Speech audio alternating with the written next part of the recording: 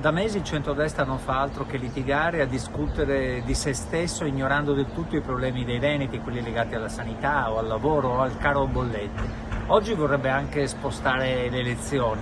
Ecco, voglio dirlo con chiarezza, non ci sono motivazioni giuridiche, politiche per farlo, le elezioni sono previste nell'autunno prossimo, si voti e soprattutto non si pieghino le regole democratiche per interessi di parte.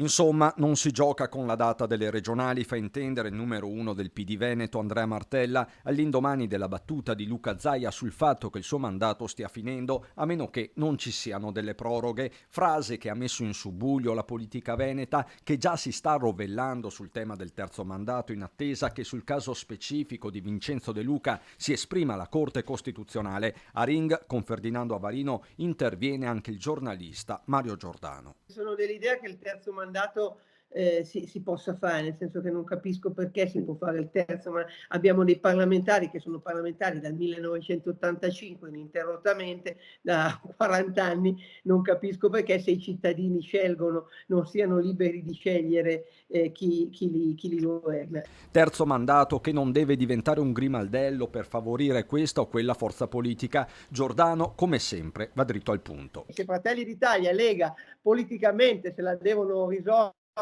così se la risolvano nei rapporti di forza fra di loro, ma è una questione politica. Non è che si mette una regola, un vincolo sul terzo mandato per far fuori Zaia. Tensioni tra alleati che non riguardano solo il candidato governatore. Nella Lega si fanno i conti con quei consiglieri regionali che attualmente non versano le quote al partito, dati in procinto di passare nelle file di meloniani e forzisti. A loro il messaggio del capogruppo Villanova. Tutti noi siamo arrivati in regione grazie alla Lega e grazie al presidente Zaia e non dobbiamo mai dimenticarcelo. Facciamo parte appunto di una squadra e nessuno di noi è il Maradona o il fenomeno che è arrivato solo grazie alle proprie gambe. Ma Villanova si rivolge anche agli alleati e a quella che sembra una strisciante campagna acquisti. Ho sentito anche le parole del collega capogruppo Pavanetto. Ecco, io non voglio di Fratelli d'Italia, voglio sperare insomma che non ci sia questa pressione fatta nei confronti dei nostri consiglieri, perché è qualcosa che non sarebbe piacevole. Lega che deve fare già i conti con gli ex big, tra i primi della lista il sempreverde Gian Antonio D'Arè. Sicuramente correrò a queste regionali, non so con chi, ma sicuramente correrò a queste regionali, non con la Lega, questo è chiaro. Beh, Forza Italia sì, con l'amico Tosi, no? Poi insomma l'amico Tosi mi ha proposto. Voleva che corressi già alle europee.